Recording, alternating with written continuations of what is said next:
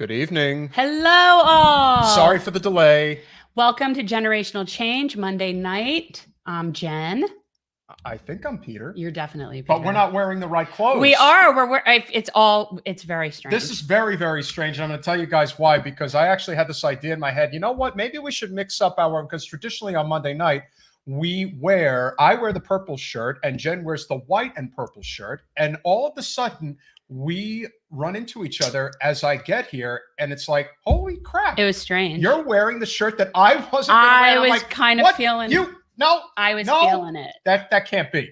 So yeah, it just kind of works out that way. Karma's in the air. But then again, it's been raining all day, and that doesn't happen very often in Florida. Usually it's like a stop and go type situation in Florida, especially down here. But we obviously have a very, very big show this evening. Yes, indeed we do. We definitely have a big show this evening. That's the only thing we steal from Crystal and Sagar. Do we? Because I don't know that's what that's from. So because I don't watch that. No, I'm just saying that it's a huge show. I don't watch. But nevertheless, it's also National Lobster Day. I didn't realize that. But this now I know what I want. Okay. But anyway, we obviously have a great show for you. Yes, it is Freaky Friday, where you are absolutely correct. There is no way to explain it other than this is definitely one of those strange circumstances. Everything happens. Make sure you're watching on YouTube. Hit the like button, subscribe. And we also kind of, for some reason, this stream, we didn't get in the stream in time in order for it to be streaming on Facebook, which is kind of a pain. Correct. So what we're going to have to do is we're going to have to schedule another stream. And when we're finished talking with Richie, we're going to have to come on another stream to finish. We're going to start and stop and go. Yeah. Stop and go, but it is what it is. Yeah. So let's bring. We're going to hop right into it. Let's bring him on and talk with him so that we can. One of the things that we have lamented quite often about what did not happen between 2016 and 2020 for Bernie and the progressive movement was there was not this influx, at least not at the level we needed it to be at, of ground level candidates when it came to city council, county commission, even state house, state senate, things of that nature. But that is changing. And it is going to change in a big way because that is one of the things that we are actively pushing for. So without further ado, we're going to bring in what I believe is going to be a great conversation with a gentleman who is running for city council in St. Petersburg, the west coast of Florida, not the left coast of Florida, but the west coast of Florida. Nevertheless, he's a great guy. Heard a lot of great things about him. Richie Floyd, welcome to Generational Change. Hey, thanks for having me. Can you hear me all right? Oh, yeah, definitely. I like that shirt, man. I'm a sports guy, so yeah. It's what is it? What is the Tampa Bay Rays? Okay. Yeah, absolutely. Our baseball team here in St. Pete. Okay. That is, yeah. You know what? That is something a lot of people don't realize. But like a lot of places in the country, they call themselves a certain team from a certain city, but they actually play somewhere else. And in this case, the Tampa Bay Rays are the St. Petersburg Rays, as far as I'm concerned. Well, it's Tampa Bay. They throw that bay in there so that it covers the whole area. Well, how much does your particular area cover? Because there's always this misconception about like what is the specific area that Tampa Bay covers. Do you go all the way to Sarasota, to Fort Myers? Like, how do you guys perceive it? Because obviously on the east coast of Florida, we see it as sort of the Tri-County area, Palm Beach, Broward, Dade. So how is it for you guys over there? Oh, I mean, I think you'd get a different answer depending on who you ask. But I mean, if we're talking about the Tampa Bay area, I mean, that's Hillsborough County, Pasco County. I mean, it could go up north of that even. And then, Sarasota and Manatee south of here, pretty much all the counties that border the bay, I guess I would say. But I mean, my attention is paid particularly to Pinellas County and St. Petersburg. How do you find that having a conversation other than politics works for you when as a new candidate, you got to separate yourself from, everyone else who's running. And all too often, as Jen and I talk about, it's always about why am I running for office? I think having just a regular hammered up conversation about life and things that you enjoy, like sports, for example, I think that goes over very well with a lot of people who are interested in, new blood in the political arena. How do you find that, the ebb and flow conversation works for you personally? Do you find that, talking about things other than politics is a good way to engage the electorate? So I guess it depends. Engaging the electorate, that depends on what kind of person you're talking to. If it's somebody who's like really engaged in politics, it's, they may not want to hear that at all. They just want to know what you're going to do for them, and how you're going to enact change. But if you're talking to somebody who's just a regular person, actually, I mean, I tell you this, anybody, and you can find a way to relate to somebody just on a human level, it's always going to make a difference. And so, like, I often wear like my Rays gear out so we can talk about baseball. It's also just a hot topic in the city because we're trying to negotiate whether or not they're going to stay here over the long term. So, it helps break the ice on things like that. But yeah, I think you're right. I think that, relating to people, especially when you're perceived in a certain way as a progressive candidate, as a young person, and just getting across it, like, look, I'm a normal person like you, like I have interests like baseball, fishing, hanging out with my friends like anybody else. I think that does make a big difference. So what made you decide to get into this race? One of the things that we often talk about is, and again, we encourage anybody who believes that the future of politics, at least from our perspective, is one that is a nonpartisan, non-corporate labor movement. And a lot of that starts at the ground level. What made you decide to run for city council in St. Petersburg? I think I'm motivated by a lot of the same things that you all are. Look, I've been an activist in the city for a while, pushing for issues, not just at the city level, which we have passed, but issues at the state level as well. So when the seat came open, the incumbent's term limited out. I live here, and I saw this as an opportunity to take it to the next level. So the advocacy that I had been doing, just by speaking in front of council, organizing with, local Bernie supporters and my DSA chapter, taking it to the next level and, getting it to where we have a little bit of institutional power and we're inside and outside strategy, 1,000%. I think we can both agree that is one of the things why you do need an inside-outside strategy. Yes, you do need to elect representatives who are not on the corporate special interest payroll, but at the same time, you need to have a very robust movement on the outside, really working to create that change. FDR always said, make me do it. And I do think that is true. You have to make your representatives act, because pressure is always what gets things done. So you're bringing sort of that activist mindset to city council. What is city council like there? I mean, obviously it's St. Petersburg, so I would imagine you have a lot of the problems that we have with overdevelopment, cost of living, housing. What are the primary issues of concern as far as the St. Petersburg residents are as of right now?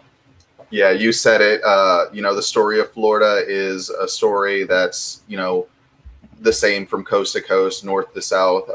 We've had in our entire state's history, been controlled by big money special interests. I see the comments up here is hilarious, but yeah. So I mean, it's just like anywhere else, just like South Florida, North Florida. I'm originally from the Florida Panhandle, and we have the same issues there as we have in St. Pete, as we have in South Florida, I think. So the first thing I'll say is housing. And that ties right into overdevelopment. We have an affordability crisis across the state, and St. Pete is not an exemption.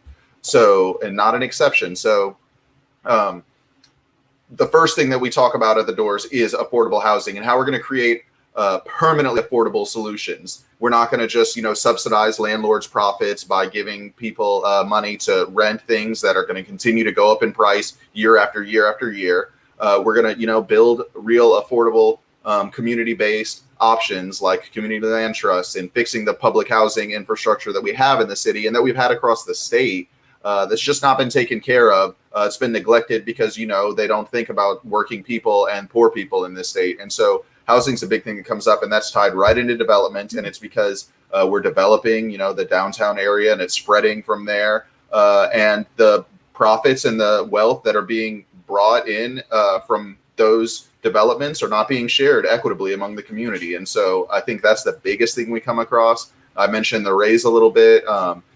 St. Pete's on a peninsula because Pinellas County is a peninsula. Everybody's a little bit concerned about climate change, I think, all the way across the state, but us, it's just a little bit concerned. Yeah. Like, I'm pretty sure, like, at any moment we could be wiped out. So I want to take care, make sure we're not contributing to that problem and that we're resilient. And so these common themes that you see across the state often go from city to city to city. Yes, we have unique problems like redeveloping the Tropicana Field area and making sure that we have a healthy relationship with the baseball team here. But I think the big picture things are things that everybody comes across in Florida. I need to just point out to everybody who doesn't know this, but St. Pete is where the coolest Dolly museum is. Actually, well, I mean, outside of the one in Spain, the one in St. Petersburg is like the second largest collection of Dolly stuff. I just have to give shout out. And I haven't been since it's been like upgraded and redone, so I need to do that. Well, yeah, it's amazing. And so, Yeah, it's cool, right? Like I've heard, I mean, it was amazing before, but I know that they've done a bunch of stuff. What is it from your perspective that you find to be endearing when it comes to running for city council? Because one of the things that I think a lot of people find appealing about city council and even county commission is that it's nonpartisan. We understand that, obviously Pinellas County is, it's definitely more blue than Hillsborough County, but it's still technically a blue county, if you want to say. So a lot of times there's this expectation that, yeah, it's nonpartisan, but I'm a Democrat. How do you find that running nonpartisan helps when it comes to reaching out to the electorate? It's tricky. So, I said the first things that come up at the door is like housing, issues about how people are going to put food on their table. But all too often it's, well, who did you vote for president is like the first thing you hear, or what party are you in? And it's disappointing when we come across that.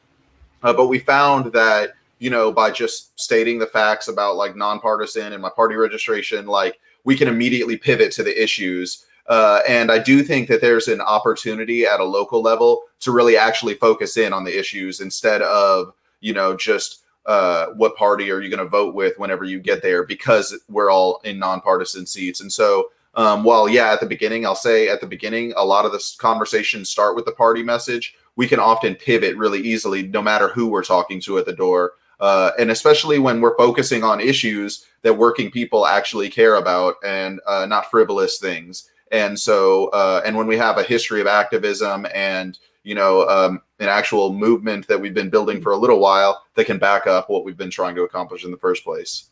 Let me ask you, what is the climate there in terms of the commission, that the seat that you're running for? Are these at-large seats?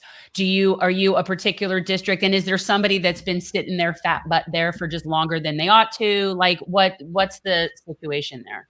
Yeah, so it's a district-based seat.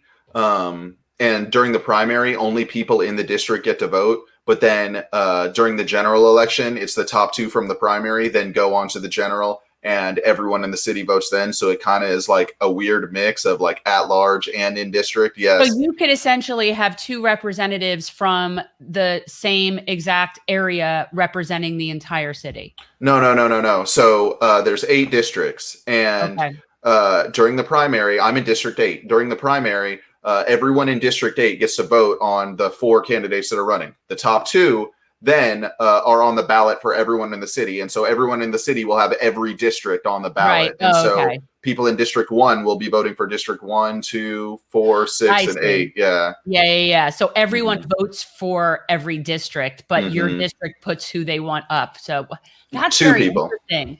Yeah, right. It is. So basically other districts get to have a say-so about other districts. That's really interesting. We don't have that like that at all here. No, it's unique.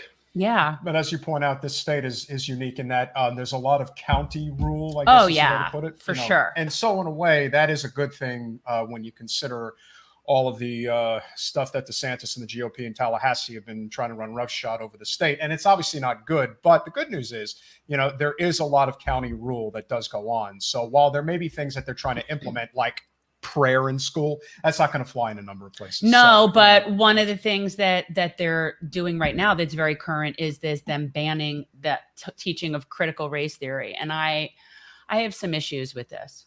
Well, again, I have some grievances to file about this. I think we need to discuss this.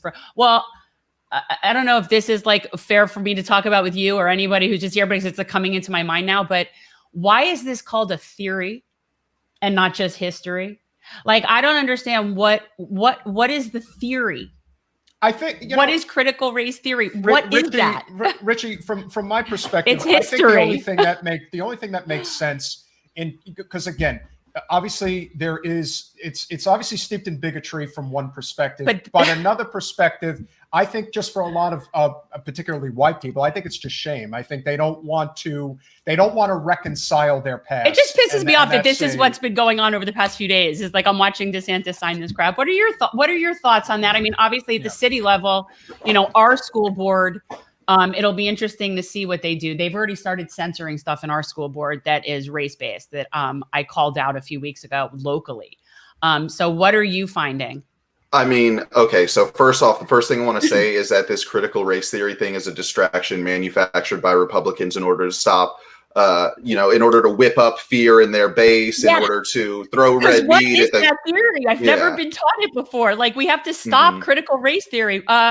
Who's teaching that? Well, it's more like look, the Republicans in the state legislature have already written all of the standards. I'm a public school teacher. All of the standards that I get handed are written by the Republicans in Tallahassee anyway. So anything that they say is going on wrong in their schools, they can take full responsibility for, first and foremost. But this is not non-issue in our state. Right. It doesn't have anything to do with working people putting food on their table or roofs over their heads. It's just them trying to whip up fear in their base so that they can point to the boogeyman Democrats aren't going to do anything. And I hope that the left or broader left or just movement against the Republicans doesn't get distracted by this and continues to talk about working people's issues, or maybe starts to talk about working people's issues so that way, because it's just a distraction, honestly. Oh, I think it is and it's making an issue where there isn't one, sort of like trans bathroom issues. It's creating an issue that's never been an issue just to say it is. But what concerns me about it is this censorship that's going on. What we saw here locally, our county school board, decided to take a book. I forget the name of the book. It was a book written from a juvenile's perspective, that a black kid who was killed by the police. And I guess it was Ghost Boys. The name of the book is Ghost Boys.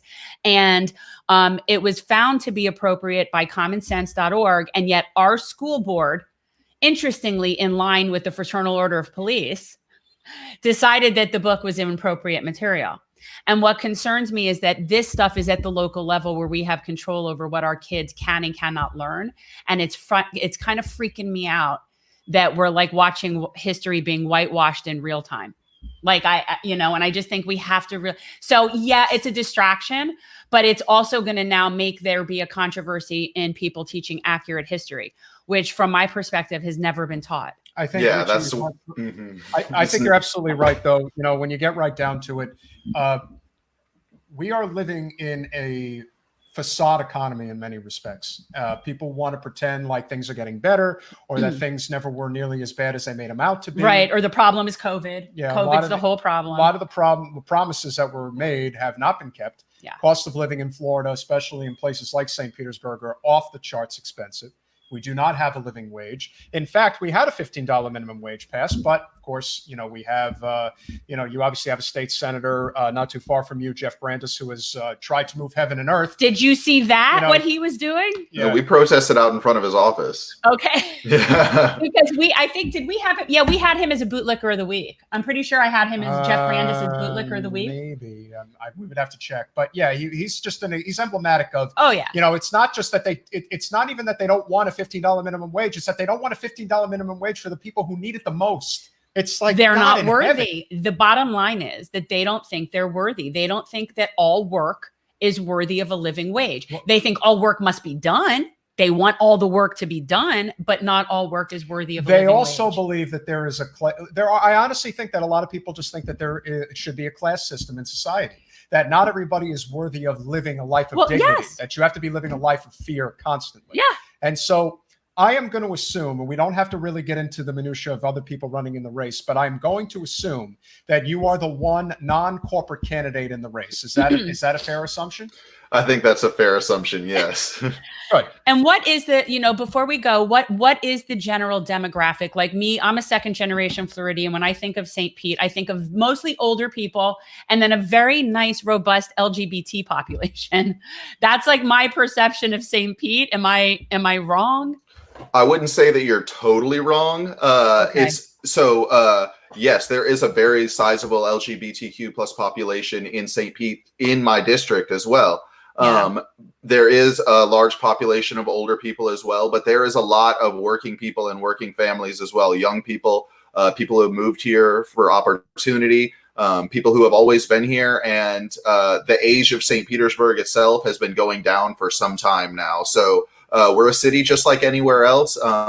We have a lot of diversity as well in the city, but it's like heavily segregated. I'm actually running for a seat that's about 8% Black, and just a few blocks away from here is a district that's like plus 50% plus Black. And so, we've been a segregated city for as long as the city's been around. And so we have a lot of issues that we still need to work out. But I wouldn't say that everything you know about it's wrong, but it's just changed a lot in the last 10 or so years. Richie, if you're going to make a pitch to the voters, and obviously this is going to get shared all over everyone, social this media. is St. Pete City Commission, seat 8. And very important, RichieFloyd.com. Check it out. Make sure that you help his campaign any way that you can. Remember, this is grassroots, non-corporate, nonpartisan, supports labor, housing, a lot of things that we all agree need to be primary issues for everybody, not just the people who are living comfortably. And he's willing to say climate change in violation of former governor's edict. So apparently he's on the right side of that. So, well, I'm willing to say a lot more. Yeah, and so what would be your pitch, your final pitch, if you will, to potential voters who may be watching this right now? Yeah, absolutely. So I have a history of activism in the city. I was heavily involved in the $15 minimum wage campaign, the campaign for real police reform, the campaign to bring social workers to the police program, to stop treating everything like a criminal matter. I was involved in the push to create a Green New Deal in St. Pete, the push for a Medicare for All resolution in St. Pete. And I'm going to continue to take that same energy and activist spirit to City Hall. I'm not funded by any corporate donations. I'm 100% funded by small dollar donations, labor orgs and progressive orgs, nothing else. We have the most donors of anyone in the city. We've knocked the most doors of anyone in the city. You can guarantee that I'm on the people's side. That's what this is about. And that's what I'm always going to stand for. And so if you want someone who is really willing to fight for change, I think that's what this is about. And finally, it's not just about me. It's not about what I can accomplish as a city councilor. It's about the movement that we can build together. And that's what we're going to be doing with this race and this campaign. No matter what happens, we're going to come out stronger on the other side with a real progressive movement to change this city and this state. Excellent. Thank you so much for coming on, everybody. Check out Richie's page. RichieFloyd.com. Richie Floyd, candidate for City Council, St. Petersburg. We really appreciate you coming on. We will definitely Thank you for having me. Bye-bye. Bye. Take care, buddy. Okay, so thanks to our little technical glitch, we're just going to move right along, right? Okay. We're going to move right along. So our main guest tonight, which to me, it's like, this is really exciting because this is somebody that I've been following for a really long time. Norman Finkelstein is a political scientist, an activist, an academic, a scholar, and somebody who is spent a very huge majority of his time focused on Israel and Palestine and issues. And he is also a child of Holocaust survivors, which I think creates a very unique lens, which is why when he also, such as myself, I know has probably been referred to as a self-loathing Jew. And so, and all of the things, because everything, of course, Judaism is now Zionism, and we're all mixed together. So without any further ado, and we're gonna touch on a lot of issues. I mean, there's a lot of things I really want to talk about, but let's go. Well, I think the most important thing about Mr. Finkelstein is the fact that he did work at Rutgers University. I mean, for me, that's everything. Oh, for God's sake! I'm a Scarlet. So good God! Good evening, Norman. Thank you for coming on. How are you? Well, thank you for having me. Yeah, this is really a very good opportunity. You're someone that I've been following and reading for a long time. And I have recently, as a Jewish person, really had this more, I'm like getting lefter and lefter. And so the timing of you coming on is really good. I'm sort of having like my coming out as, really not supportive of an ethno state in general. But if you could talk a little bit about what we're seeing right now with the shift. Let's start with current events. And, you know, obviously Netanyahu has finally been ousted. But then what's coming up is not necessarily a treat. So would you talk a little bit about what we're seeing right now, what's current, just because it just happened? Well, I would say that there has been a revealing shift in public opinion. I don't think, because I don't believe in miracles, I don't think it's something that happened overnight. I think during the last Israeli assault on Gaza, it was a kind of, to use the cliches, there was a tipping point, there was a critical mass had been reached, and this accumulation of murderous assaults on the Palestinians, 2008-9 Operation Cast Lead, 2012 Operation Pillar of Defense, 2014 Operation Protective Edge. Then there was the Great March of Return in Gaza, and the Israeli snipers shooting down overwhelmingly nonviolent civil resistors. And then there was the most recent assault on Gaza. And then that's all in the context, the overall context of Gaza having been hermetically sealed since 2006 in this medieval siege, where 1 million children, the population of Gaza is about 2,100,000. Of that population, more than 50% are children. They are under the age of 18. 70% are refugees or sons and daughters of refugees from the 1948 war.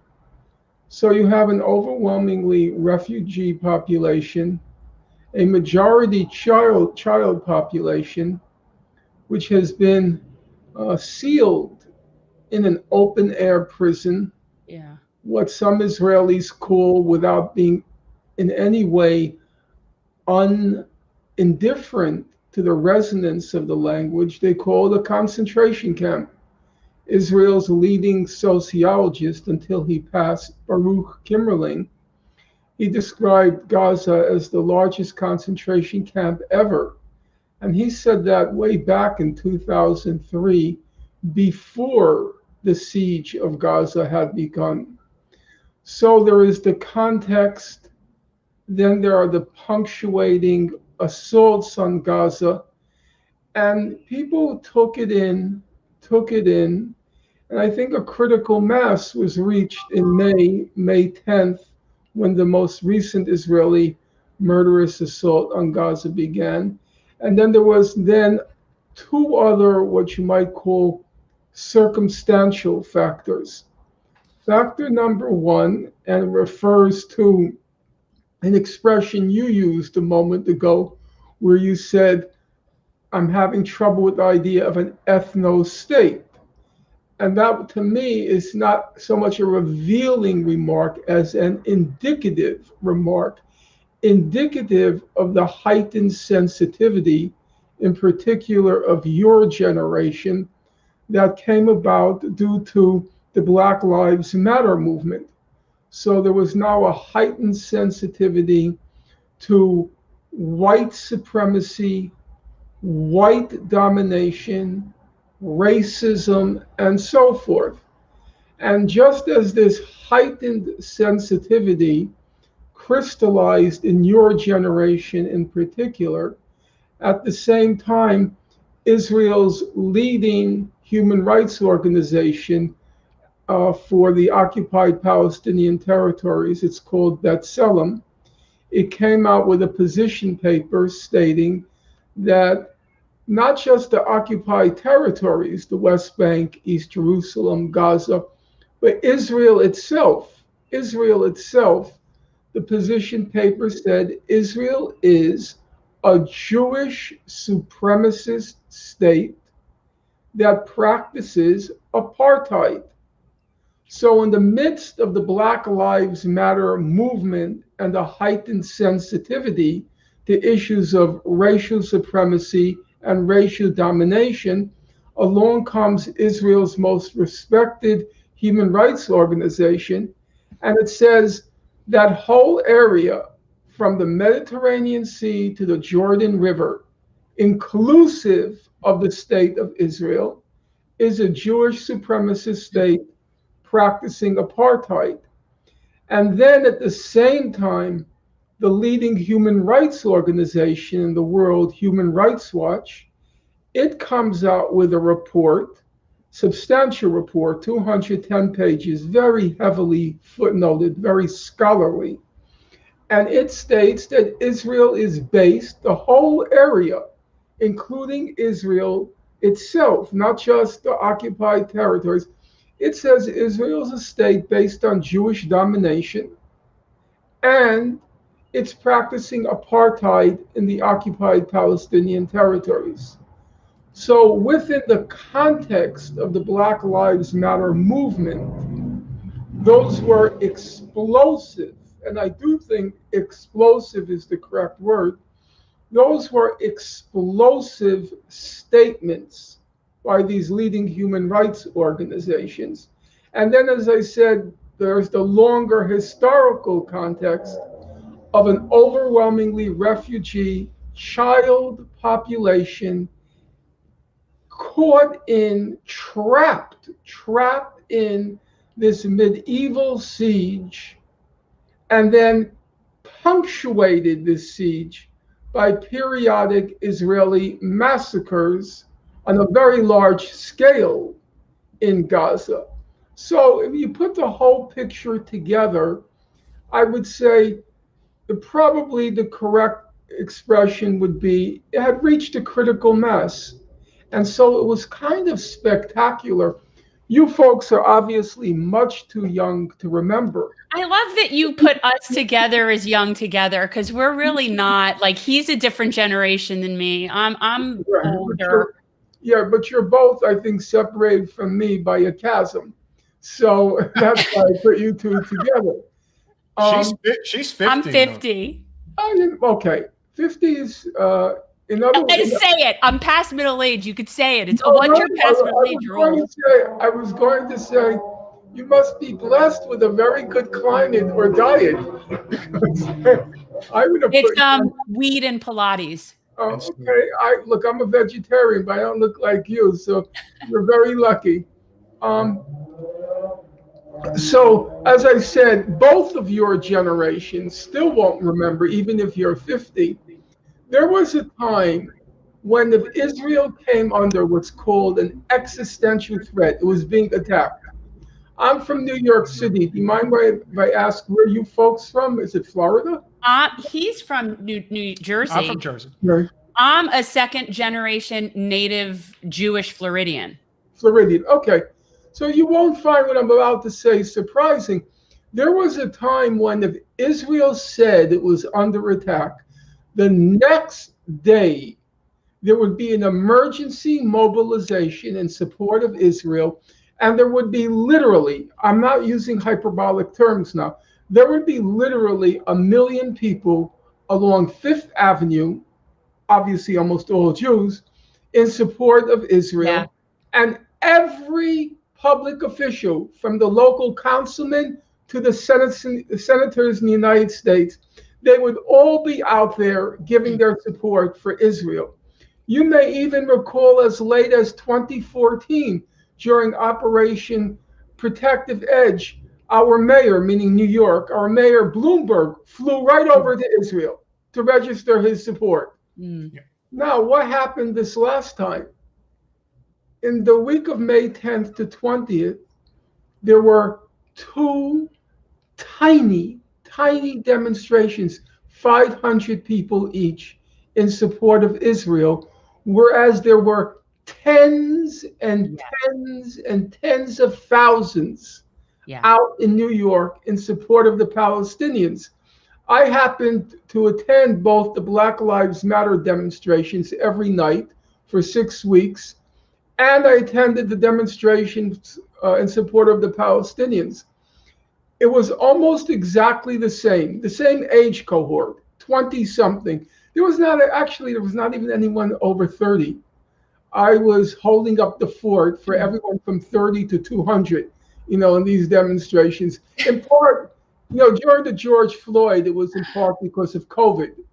It was only 20 something, but it was breathtaking, because in my day, you got 300 people in support of the Palestinians, literally, because I go back to the 1970s.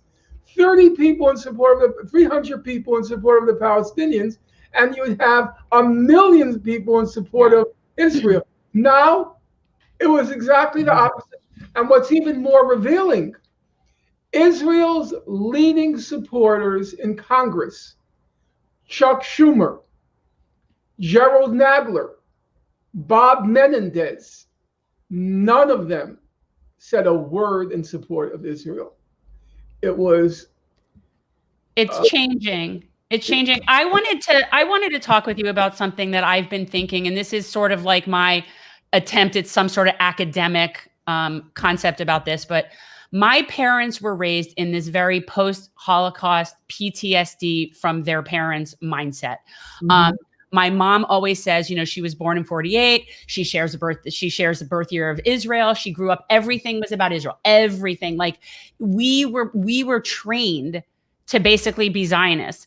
And there's this whole part of the story that was never taught. It was never taught. We never heard that. It was always a people with no land, or a land with no people for a people without a land, or whatever they would say. And we were never taught that this, in fact, was basically a genocide of gargantuan proportions. We weren't taught that. You don't learn about the Nakba. We don't learn that in this country. Secular Jews do not learn that story. So it's like a whole re-education process that we have to go through. And these people are very fear-based in their mindset about what happens if there's no Israel, what happens if there's no Jewish state, what'll happen to the Jews. And it's like PTSD is who taught that generation. And I think that we're going to see that less and less as the boomers are sort of more on their way out. No offense.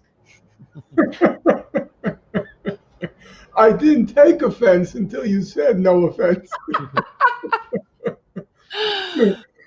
You remind me, when I jog along the beach, people stop me and say, "You look great for your age."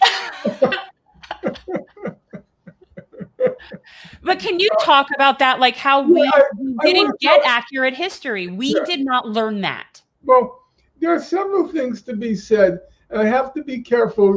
I was a professor by training, so it takes us a half hour to clear our throats before we start, the hot air.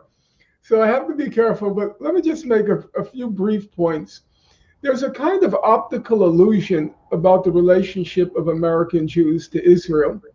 Between 1948 and 1967, Israel figured barely in the mindset of American Jews. Remember, Israel was a very tiny place.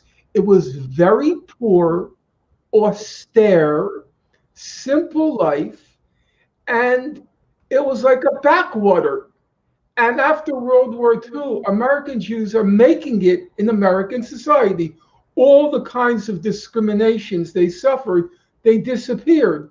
And the doors were now opening. The Jews were entering the professions, and they were succeeding.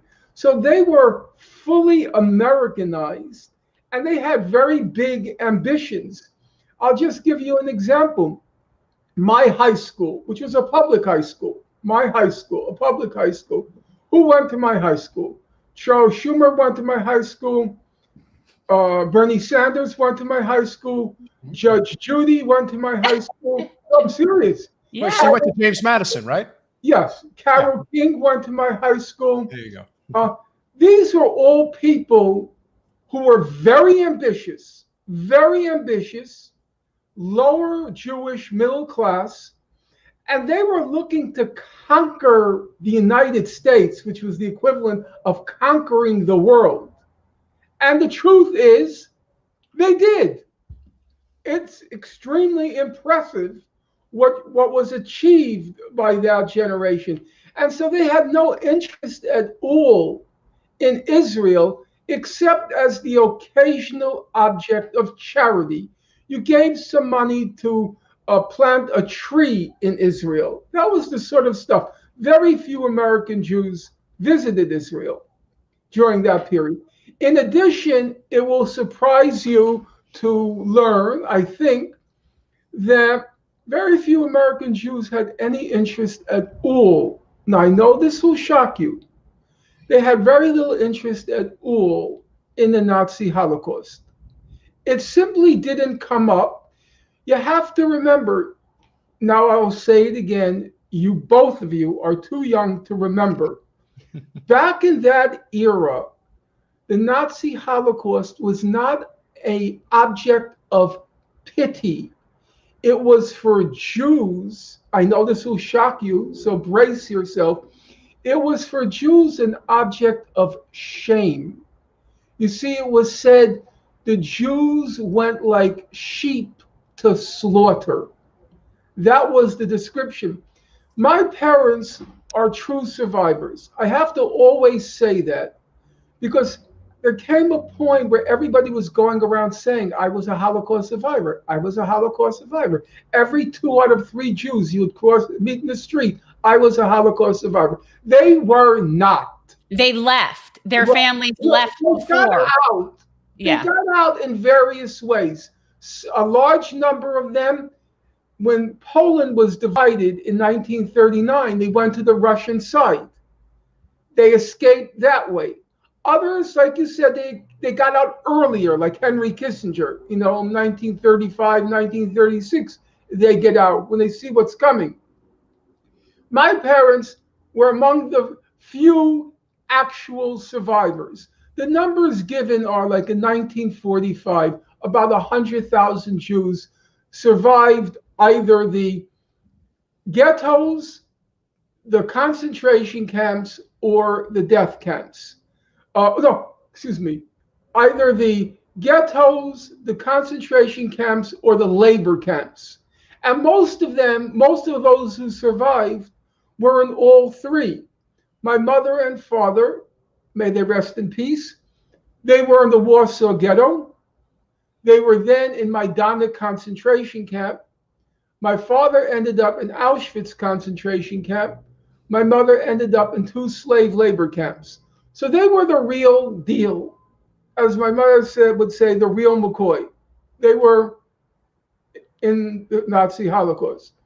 Why do I mention all this? I mention it for the following reason. Because as I've already indicated to you, not because I was smart, but because I was smart enough to want to be among the smart crowd. I hung out with very smart, high achievers, high achievers. And remember, I grew up in the 60s. Politics were all around you. The war in Vietnam, the civil rights movement, the Black Power movement. Politics was in the air. The air was saturated with politics. Now, here's the kicker. I could say without fear of contradiction, you can even put a polygraph to my wrist right now, and I do not fear saying in my whole childhood, I do not remember one friend, not one friend or parent of a friend, who ever asked me a single question about what happened to my parents. They knew that they had been in the Nazi Holocaust. My father had the tattoo. Auschwitz was the only camp that issued a tattoo. And my father had the tattoo from Auschwitz. Nobody had any interest in it. It's the kind of, as I said, an optical illusion. You assume, and your mother tells you, we were all, concerned about Israel, concerned about the Holocaust. It's not true. The only book we read in school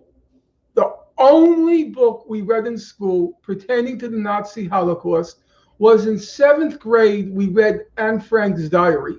Yeah. And even Anne Frank's diary, it was not taught as a Jewish tragedy. The Jewish element was completely eliminated. It was taught as a human tragedy. The Jewish part was just taken out. So I think we have to, there's a famous Hungarian Marxist, his name was George Lukács, and Lukács once wrote that we have to always see the present as history. And I think it's a useful observation that we shouldn't assume that what we see at present always was. Yes, it's true. Now there is, certainly for your parents' generation, a very heightened sensitivity to the fragility of the state of Israel and the Nazi Holocaust. But that's all pretty recent. It happened after the 1967 war, after the June War, which I'm not going to go into now. But I would also say two other things in response to your question. I know this is about a kind of circumlocution or a digression, really. When I was growing up, the only thing we learned about American history regarding the Native Americans was that they were savages. Right. I vividly remember, it's not a source of pride to me, but it's worth acknowledging for your generation. I remember watching the cowboy and Indian programs, the TV shows and movies, and I'm rooting for them. Kill those savages, kill those savages. I mean, I was like kind of mad, but they built up, they built up that lunacy in the viewer. I remember, I know it's going to sound hilarious to you, how pained and anguished and tormented I was when I watched Remember the Alamo. It was a famous Walt Disney film. The Alamo was where Davy Crockett died, Lieutenant Rip Travers. I lived in San Antonio for 6 years. Okay. I'm extremely familiar with the Alamo. Okay. Very I familiar remember with the Alamo. I was there once. Everybody who ever came to visit, I got to go to the Alamo. Okay, so you're on the same page as me, as your generation puts it. I didn't know until probably I was in my 30s that the United States stole Texas. I hated Lieutenant Santa Anna. I wanted to kill Lieutenant Santa Anna because he defeated the defenders of the Alamo. It wasn't until, believe it or not, it wasn't until 1975 that Hollywood made its first film sympathetic to Native Americans. It was with Dustin Hoffman. It was called Little Big Man. Yeah. That was the first film. So when you talk about our, meaning American Jewish brainwashing about Israel, there's also the American brainwashing, which is roughly the same time, about our own history. Right. It was completely suppressed. Completely suppressed. Yeah, we had Margaret Kimberly on Memorial Day, and we talked about the Tulsa Massacre, which I was never taught in school. I never got taught that. Largest race massacre in the history of the country, and we're not taught that. Yeah, so I don't want to. Israel should be held culpable and responsible for all of its crimes, its ongoing crimes. But we should not put ourselves in the position of forgetting our own history and forgetting just how recent is our own understanding and knowledge of what was done here. And not so long ago, the textbooks, I remember, I know you'll find these things because I am old. And so I'm talking about a long time ago.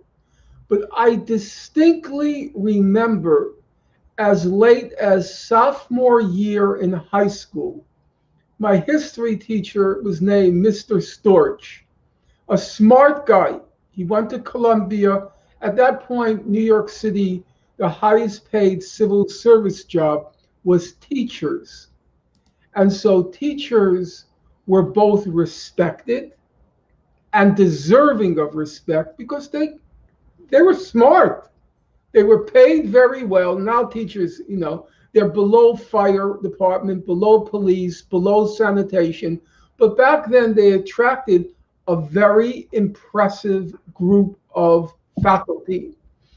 in any event, I remember Mr. Storch saying, he said, slavery wasn't so bad. He said, because slaves were expensive property. And just as if you purchased a new car, you wouldn't take a hammer to damage the car that you just purchased, slaves were also very expensive. So obviously, so the logic went, the slaves were treated very well by their masters. Hey, I was in the advanced history class. It was AP history. And back then, AP was something unusual. Now it became everything is AP. I was in the top class. History was my, so to speak, forte. And the best teacher. But that's what we were taught. That's what we were taught. So I can't express shock at the ignorance of American Jews about Israeli history, and also the fact that Israel has a very effective propaganda apparatus, Yes. PR machine. We had our effective propaganda apparatus. It was called public education. Yeah, let me ask you, let's talk a little bit about BDS, because this is something that I'm still not entirely sure how I feel about it. I mean, in general, I support anybody's right to use their money or not use their money. Like I'm obviously very opposed to anti-BDS legislation, but I have some concerns about it as a movement. And I know that I had read that you were not necessarily supportive of it as well. And I'm curious why. Like, I'm curious, what is your position on BDS and why? And I'm sincerely asking, like, yeah, it's not like baiting. Yeah, look, you assume in any conversation, you try to assume good faith. I get a lot of correspondence every day. And my mentor in life, as a factual matter, it's not a boast, but I want to acknowledge it, for 40 years was Professor Chomsky. And one of the things about Professor Chomsky is he answers every email.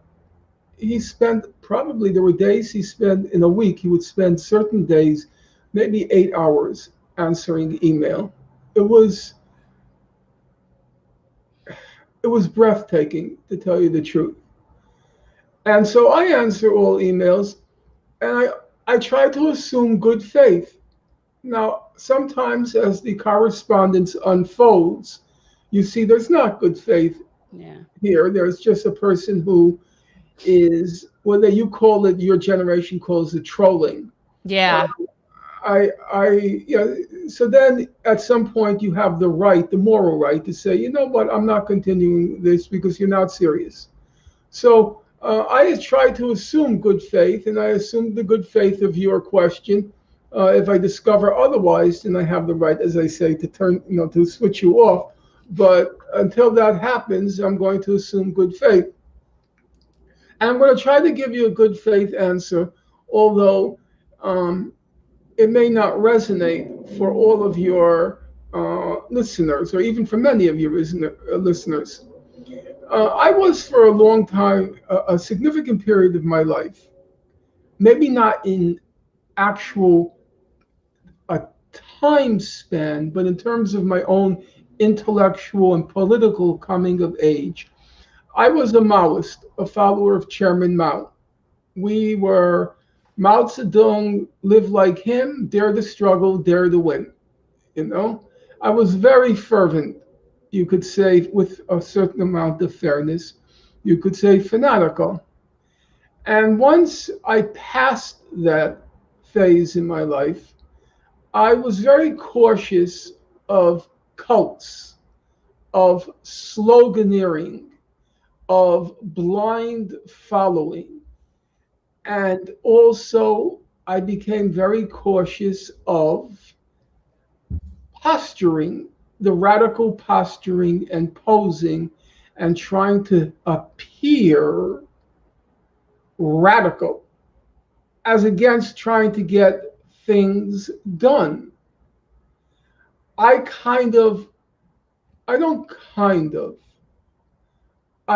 deeply regret that in those years I could have been what was called back then a Nader Raider, a follower of Ralph Nader, working in Congress and getting things done. Airbags in cars, seat belts in cars. I mean, we're talking about saving millions of lives. Millions of lives. It's probably true to say that Ralph Nader is responsible for saving more American lives than any other single individual in the United States. I didn't take that route. I took the route of socialist revolution, dictatorship of the proletariat, armed resistance. And I have to say, it's not an easy admission, but I have to say I was a fool. Last night I was reading Jimmy Carter, I have it right here. I was reading Jimmy Carter's memoir of his years in the White House, Keeping Faith. And he was the one, it was during his administration that relations were normalized between the United States and China. And he describes the conversations between him and the person who was the new leader of China after Mao Zedong's passing. His name was Deng Xiaoping. And I saw how cynical the Chinese leaders were. Had I read that when it came out, I would have said, oh, it's all bourgeois propaganda. Carter saying that Deng Xiaoping said these things, but he didn't. Well, you know what? He said them, and I was a fool. And so I developed a real aversion to slogans, cults, Groupthink. And it's my opinion that the BDS is a movement which doesn't analyze, doesn't try to figure out what's happening now, what are the balance of forces, what's possible, what's not possible, what's realizable, what's not realizable. It's just one slogan, BDS, BDS, BDS. And I don't believe that there is much substance behind the slogan. And I also don't believe that it's really a movement. It's a lot of celebrities. It became like, BDS became like there was BDS and BLM. Boycott, divestment, sanctions, and Black Lives Matter. And then quickly, what did you discover with Black Lives Matter?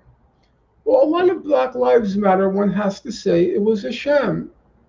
It was Patrisse Cullors, Tamika Mallory, Sean King, cashing in really quite spectacular amounts of money. Black Lives Matter took in this past year, according to their own official announcement, $90 million. And everybody in the grassroots is wondering, where did the money go? Yeah. And Patrisse Cullors, a classic case of take the money and run.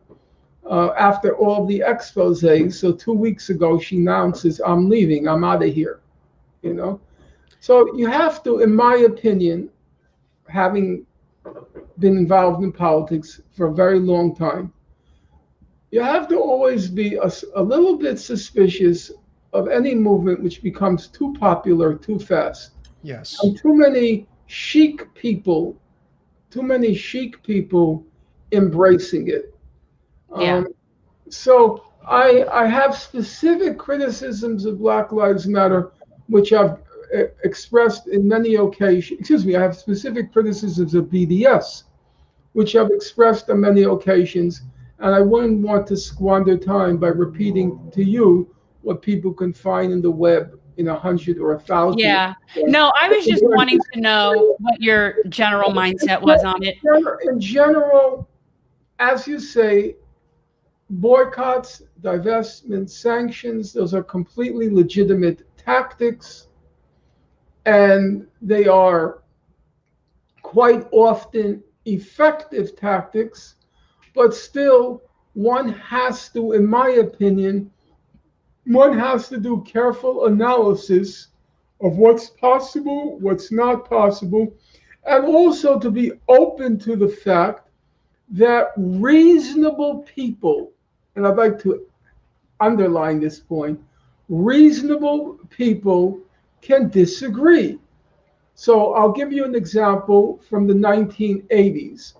As you know, there was an international anti-apartheid movement, which included the sanctions movement. And it also included the cultural boycott of South Africa. Now, some people broke the cultural boycott, and they were really wretched, mercenary scum. And I had no problem denouncing them as such. But then there were gray areas. So the most famous of the gray areas was Paul Simon of Simon and Garfunkel. I'm old enough. I know Paul Simon. Right, right. Even he knows Paul Simon, but I know Paul Simon. So Paul Simon went to South Africa. Let me do this. And he formed a band with South African musicians. Some people attacked him mercilessly for breaking the cultural boycott. Other people said he was bringing the humanity of South African musicians and artists. He was using his name to spread their humanity around the world. He had, you can Google it if you're in front of a computer, Paul Simon, his band. And so I say, reasonable people can disagree about these things. You don't automatically deserve a pariah's status if you have a different judgment on this particular case. In some cases, I'll be honest, I won't accept a differing judgment. I would just say you're just being selfish, self-centered. You know, you take an example. If you look at during the civil rights movement in the United States, so there were occasions where in the cities, the smaller cities, in Tennessee, they would organize boycotts of the downtown area where all the white businesses were. They would organize, the civil rights agitators would organize boycotts of the stores because they wouldn't desegregate, okay? Or they had various segregationist facilities in place. And let's say we organized the boycott on Easter week, which is where African Americans would spend a lot of money. And there were some African Americans who would break the boycott. And the folks in the organizers would say, we would go downtown and we would grab their packages as they're walking out of the store and, you know, send the message, you better not break the boycott. There I have no problem. I don't feel it's a gray area issue. It's somebody just being selfish.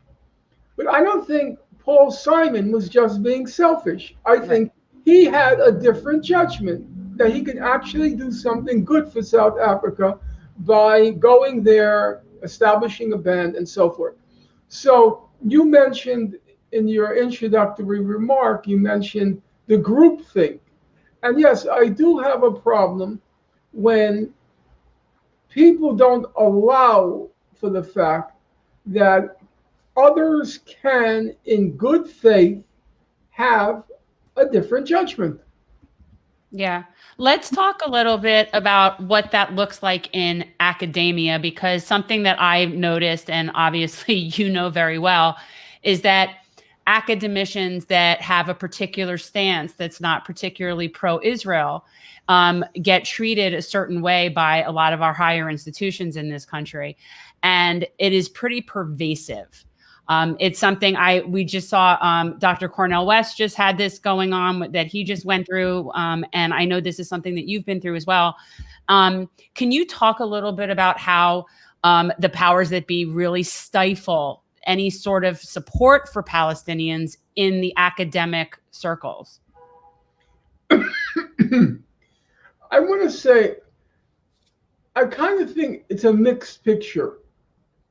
First of all, I want to give both sides, because I think the picture is slightly more complicated than the black and white that it's often depicted as. In college campuses universities, Israel has lost the battle for public opinion. It's very difficult in a college campus at a university to defend Israel's policies. They have no support anymore. If, let's say, the Hillel, the Jewish social organization, which is basically a front for Israel, if Hillel organizes an event, let's say an IDF, an Israeli soldier is going to come speak, they may get 50 people. If Palestinians organize an event, they can get 500 people. So Israel has lost the battle for public opinion on virtually all college campuses and universities in the United States. In addition, the professional associations, like the Middle East Studies Association, MESA, they're all totally pro-Palestinian. In fact, the Israeli supporters backed out of these organizations and formed this thing called Israel Studies. They formed Israel Studies because they lost the battle in the professional associations. So I don't think it's correct to say that academia is anti-Palestinian. What I do think is correct to say is that when Jews lost the battle for public opinion on college campuses, what they did was they started to act behind the scenes. They had alumni call up and say, we're not going to give you any more contributions if you hire this person. They had organizations imposing a lot of force, exerting a lot of force in those administrations to curb the pro-Palestinian sentiment on campus.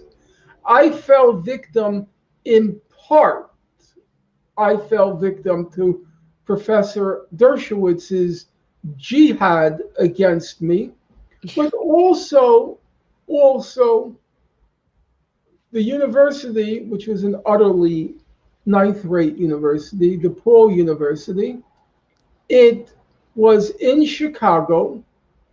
It was always expanding its real estate holdings. And Chicago has a very powerful Jewish, wealthy constituency, and also in real estate. So all sorts of pressures are applied through the board of trustees to the university administration. You got to get rid of this guy. You know? So that's where I think the problem lies. In public opinion, they've lost. But in terms of the administration, the board of trustees, it's a problem because Jews are the wealthiest ethno-religious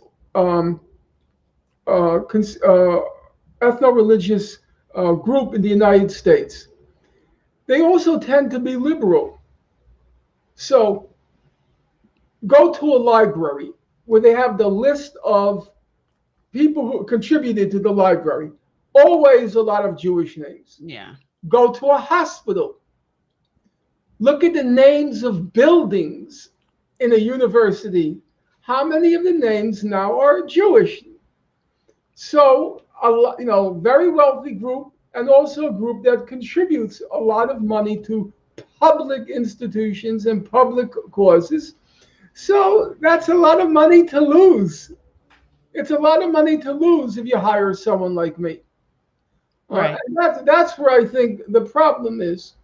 So I think it's a mixed picture. So what you're saying is the general attitude on university campuses is more left and more Palestinian, which that I understand. I was just talking in terms of the ability of somebody to get tenure when they've spoken out against the state of Israel is seemingly very challenging. Yeah, no, I only mention it because when I first started out in academia, everybody was terrified of the Jewish organizations.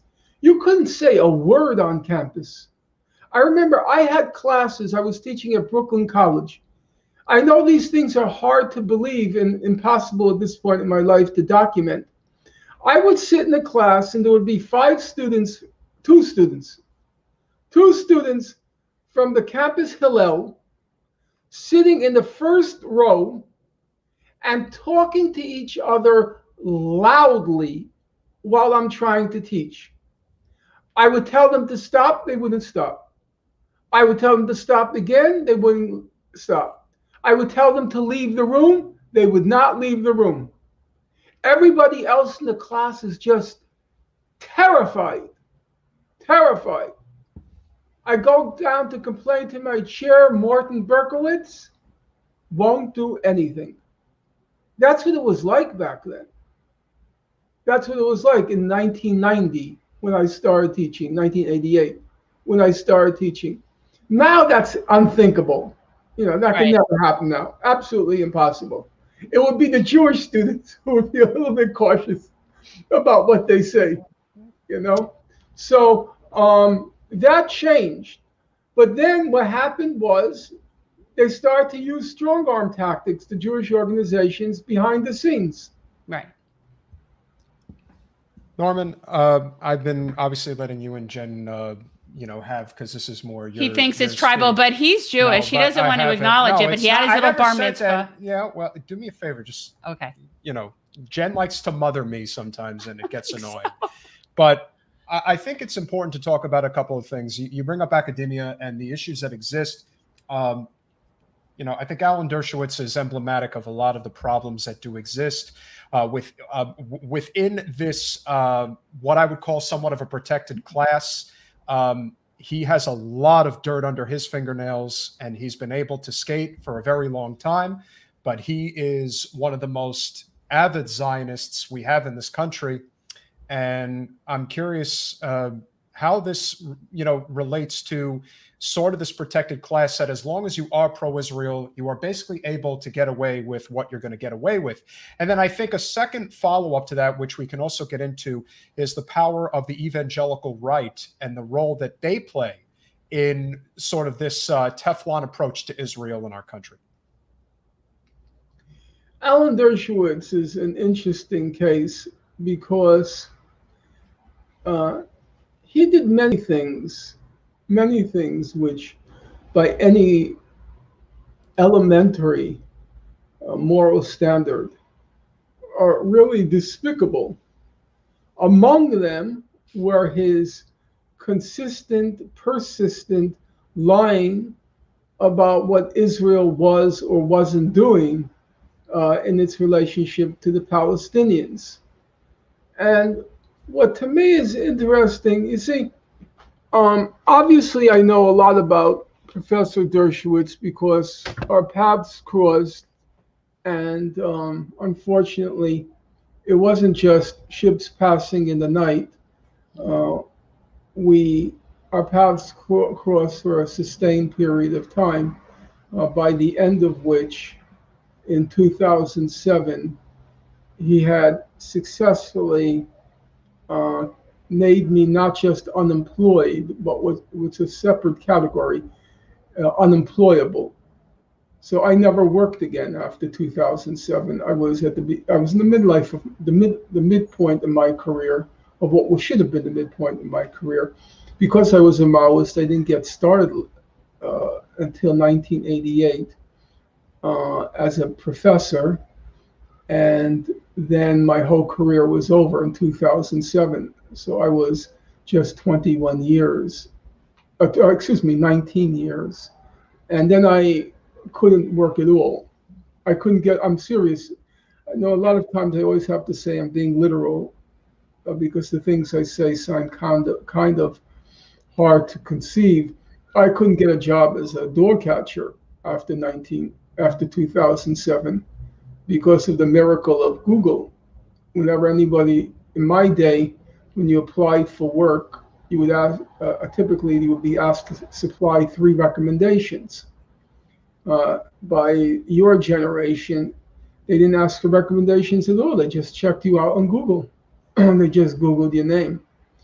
And when you Googled my name, what came up was Holocaust denier, anti-Semite. Right. Literally tens of thousands of websites. Literally tens of thousands of websites.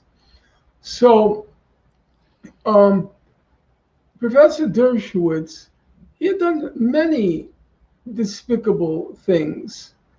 Let's just take the most basic.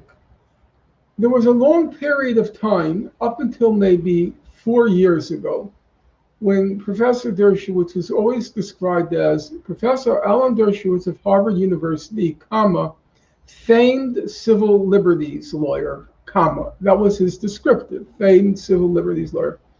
He wasn't a civil liberties lawyer. There's no truth to that. Alan Dershowitz, his career began in the 1970s, his public career as a public presence, not his professional career. He was a Harvard professor, and I assume he was competent in his field of expertise. But his professional career begins, he was a defender of pornography. That was his big thing, because back then, pornography was considered a civil liberties issue because it was banned. There was widespread prohibitions. No. He was the lawyer for I Am Curious Yellow, which was the first pornography film imported to the United States. It was a French film, I Am Curious Yellow. He was the lawyer for Harry Reams when Linda Lovelace Deep Throat, Deep Throat, which she accused him of Harry Reams of having brutalized her in the filming of Deep Throat. He was the lawyer for Deep Throat. He was then the lawyer for Klaus van Bülow, who was credibly accused of killing his wife. He was the lawyer for the Jewish Defense League when they killed a woman who was the secretary of a fellow named Sal Hurek. He was the lawyer for Mike Tyson. He was the lawyer for O.J. Simpson. He was the lawyer for every high-profile wife batterer, rapist, murderer, or spousal batterer and murderer. He was the lawyer for all of them. That came under the rubric of famed civil liberties lawyer. That's not a civil liberties lawyer. That's not a civil liberty. It's a criminal defense lawyer. Right. It's a criminal defense lawyer, and a criminal defense lawyer with a red thread running through it. Women who were raped, battered, or murdered. That's his MO. That's Alan Dershowitz. That never did any harm to his reputation, any harm. If you were to Google now, your listeners can do it on their own, your viewers can do it on their own. If you were to go now and look at the parade of academics who are celebrating Alan Dershowitz when he is retired or retires from Harvard Law School, It's everybody, a who's who of academia is there. And the Harvard Law School dean, Martha Minow, she's singing the praises of Alan Dershowitz. She's a famous feminist scholar, a feminist legal scholar, knowing full well his record, singing his praises.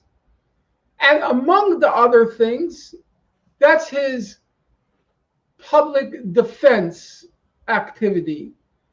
Then there is the Israel stuff, the lying in very serious cases of Palestinian detainees who were tortured by Israel. They bring their cases to court because there were deportation cases for them. Israel's trying to deport these detainees who ended up in the United States. And he's lying and saying Israel doesn't practice torture. Where people were facing the prospect of being deported back and being tortured again. And he's lying and lying. What happened to Dershowitz? It's a very interesting thing. It's an interesting thing. He suddenly becomes a pariah, not even over the Jeffrey Epstein case. Not even, he was Jeffrey Epstein's lawyer. Oh, yes. You know, it makes perfect sense. I can see they'd get along swimmingly. Sure. Of course it makes perfect sense. And as far as I can tell, his accuser, Virginia Giuffre, she's completely credible. And at least the allegations against him. In any event, what happens? Even the Jeffrey Epstein doesn't turn people against him. It was because of Trump. Because he supported Trump, all of a sudden, the woke people on Martha's Vineyard turned him into a pariah. Mm-hmm. They didn't care about the Israel stuff. They didn't care about the misogyny. They didn't care about the fact that he got Jeffrey Epstein off. It was even interesting.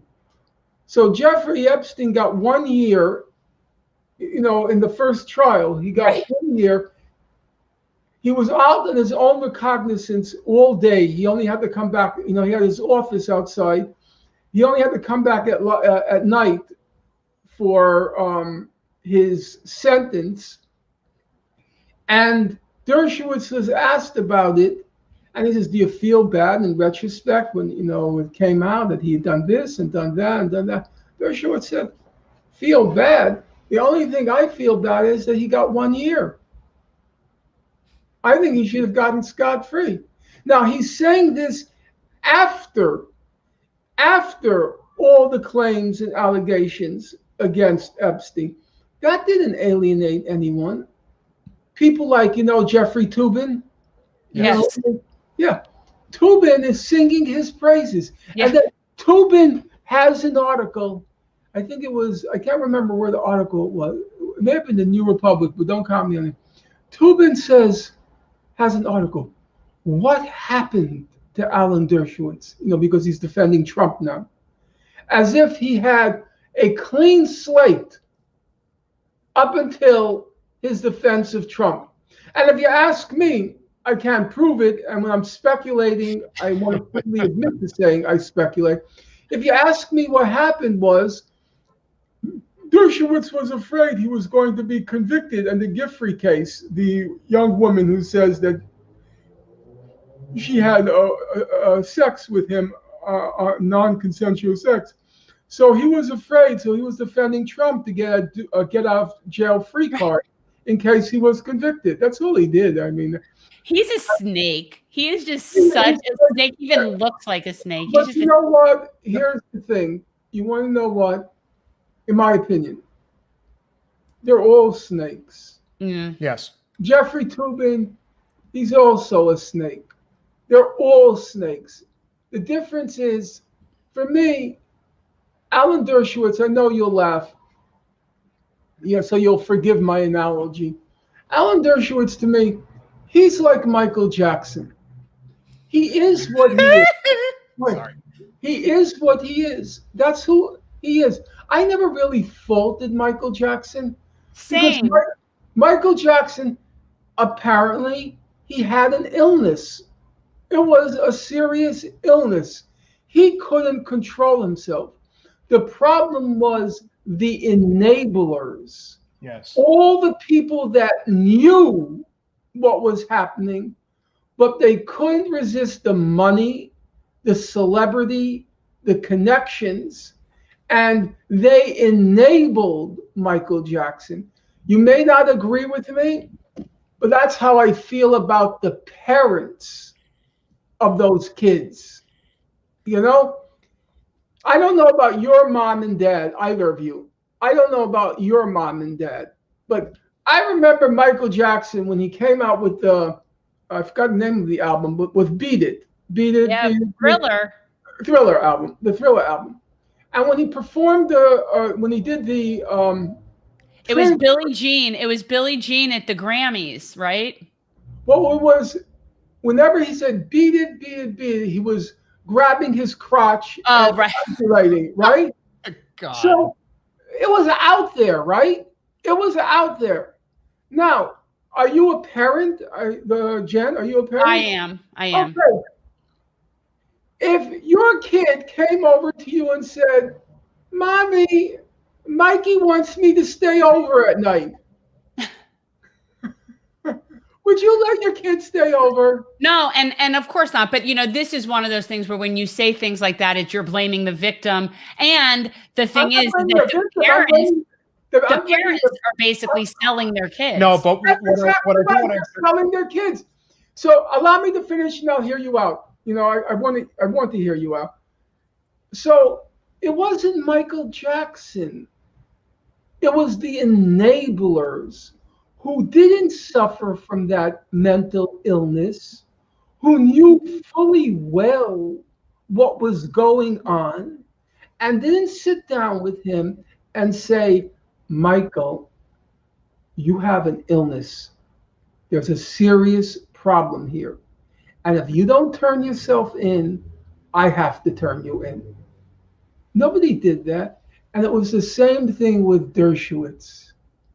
None of them said, you know what, Alan, what you're doing is fucked up. It is serious. Demonetize. Excuse me? I'm teasing. It's a joke. Go ahead. It's seriously fucked up. No, but because he was the celebrity lawyer. And so they all kissed his ass. You go see in the YouTube, one panel, 5 people or 6 people, 2 panels, second panel, 6 people, third panel, 6 people. You'll see Jeffrey Toobin there. You'll see Steve Pinker there. You'll see all the big names in academia and in journalism. They're all there kissing his ass. The enablers. Yeah. The enablers like Elena Kagan, who was the dean at Harvard Law School when I had my troubles with him. And then she went on to become the Supreme Court Justice. I know. They are the ones I loathe. Alan Dershowitz is Alan Dershowitz, like Michael Jackson is Michael Jackson. We're speaking with Norman Finkelstein, author and professor. I am curious because, my awakening moment when it came to, and again, this is a cesspool within, and again, you're in the New York circles and you probably I'm not in any circles. No people. Let's just put it that way. The aha moment for me, more than anything else, was with Polanski, when everybody, knew what he was up to, and then you had Harrison Ford and everybody else coming out saying, "Oh, he's a good guy and he's this and that." I'm like, listen, that he has been. He has been getting it on with 13, 14-year-old girls for God knows how long. You sweep it under the goddamn rug because you are all benefiting financially from his reputation. And again, who goes and literally who moves to France, which does not have extradition and is never going to leave that country until he dies? What did Whoopi Goldberg do? When she was asked about it on The View, she said, "That's not rape. No. That's not rape. and then she got called on it. No, look it up. Do you know the story? No, I avoid the View at all costs. No, look, I only know it because of the Roman Polanski connection. Right. Go watch it. Yeah. And then she got called on it. The next day, she gives this idiotic defense of what she said. It's all you wash my hand, I wash yours, you scratch my back, I scratch yours. And it's also the notion that certain people can't be held to the same rules as everyone else. They're too important. There's the rules for the little guy, and then there are the rules for the important people. Well, everybody focuses obviously on Weinstein and all the things that he has done. I'm not going to name who has informed me of this, but I know that David Geffen had, let's just say that there's not such good things that have been reported about him either. You're gossiping. But I'm not gossiping. I'm just not going to say who said it. Okay. All I'm saying is this is the type of stuff that very powerful people are able to get away with. It was a kind of curiosity, because up until that moment, there must have been 10,000 jokes about what was called the casting couch. And then all of a sudden, everybody is shocked. Right. Well, that's like saying Via Zadora was only able to get her roles because she's such a great actress. No, I mean, again, sometimes it's all about who you know. And, well, I'm just using it as an example. Well, but I think that's true. You see, I don't want to get into that because it's going I happen to agree. I agree. No. But the original question you asked with Dershowitz, I'll just repeat my own view. After everything that happened, I'll tell you just a quick story, and then I should get off because I have to do work tonight. Yeah. About 5 years ago, I was at our Indian restaurant on the Upper East Side. A friend took me out, and Alan Dershowitz was there in the restaurant. Stop it. And he was, when he obviously saw me before I saw him, and he was covering his face like this. And So then the friend of mine who I was sitting with, he said to me, "How about we invite him over to our table?" Stop. And I had very, very mixed feelings, conflicted feelings, not mixed, very conflicted feelings. Because during my tenure case, he had said publicly that my late mother was a Nazi collaborator. God, he really, Dershowitz certainly has no problem about not just going into the street, but going deep into the sewer. And out of respect for my mother's memory, I had a lot of trouble deciding how to react to my friend's suggestion, because I know my mother would have despised me if I didn't throttle the guy, and that too I mean literally, throttle the guy. And here I was, my friend saying, "Why don't you invite him over?" Well, my friend walked over to him and told him to come over to our table. And he did. He's an older man now. He was never what you would call Hollywood good looks. And age didn't serve him well. Very pasty complexion, yellowing teeth, the paunch. And it was, my own reaction was, he was so ordinary, so banal. I couldn't even manufacture any anger. He was like a garbage pail. But it's hard to get angry at a garbage pail.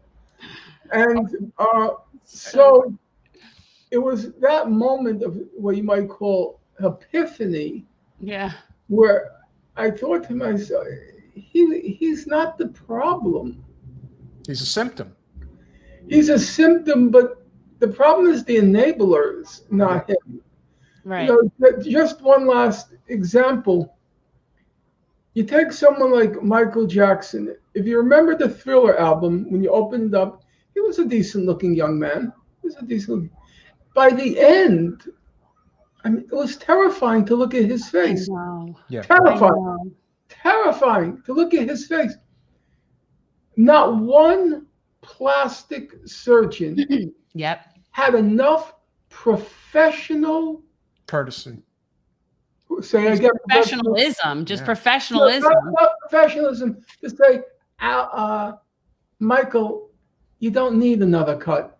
No, there's always somebody who'll take your money and do what you want them Exactly. to do. Each cut is $10,000. Right. Right. Each cut is $10,000. So nobody will just say, Michael, you really don't need another cut. You really don't. You know? And it's those people. Yeah. It's those people who fill me with loathing. It's not like Michael Jackson is a narcissist. Michael Jackson had serious mental problems. It was everybody who capitalized on it, you know? And that's how I felt with Dershowitz. He was so banal. Yeah, I could see that. And I also think, it's a very and small Norman, I man. also think this comes full circle in a lot of ways for, I think, what is sort of this crumbling infrastructure within our political arena that we're seeing today. It isn't so much, I mean, obviously it is the people who are at the top, but there are so many enablers within the system who benefit from it. Grovelers, sycophants. Well, we call them sycophants. We call them in we call them in politics. We call it the consultant class, is what they like to be known as. Even though their consulting can result in 10 consecutive losses, but it doesn't matter because they're part of a class, a protected class. The last thing I want to hit on before we depart, Norman. You and Jen obviously had really hammered the idea of what has changed in the last generation, which is this idea that we have come from Israel is benevolent to it is time to see dramatic change. Do you think there was one specific incident that we can point to where things really changed? I mean, I think that when Netanyahu came and spoke to Congress, and even after Obama said no, and he insulted the president of the United States in such a horrific way, and I'm not a big Obama supporter in any way, but I'm curious if you think there was an incident specifically that came. If I had time to elaborate, yes, I would definitely include that, because you just saw what a racist Netanyahu was. Yeah, it was pure racism. You ask yourself a simple question: if it were Bill Clinton who had been president, and Bill Clinton wanted to sign the Iran agreement, and it's perfectly plausible he would have wanted to sign the Iran agreement, and then Obama said, and then Prime Minister Netanyahu said, I'm coming to your Congress. You can have no doubt that Bill Clinton would have picked up the phone, called Mr. Netanyahu's office, and said, hello, may I speak to Prime Minister Netanyahu? Hold on. Mr. Netanyahu gets on. Shalom, Bill. Bill says, Bibi, did I read correctly? You're coming to Congress? Really? What the fuck are you doing? He wouldn't have tolerated it. It couldn't have happened with a white guy. Right.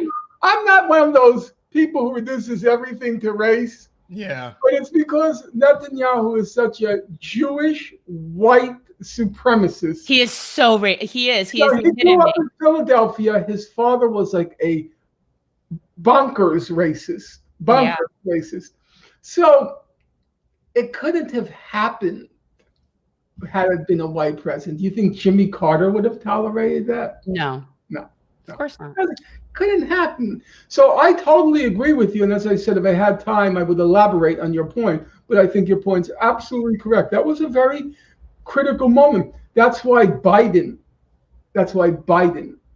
took many days before he made his first call to Netanyahu. I think it took 2 weeks before he would even call him, because he was the vice president at the time. Right. And he didn't like, if you excuse my language, he didn't like that kind of shit. Right. No. You don't carry on with the president of the United States that way. Yeah. And again, we can't thank you enough for coming on. Obviously, this has been a very important conversation.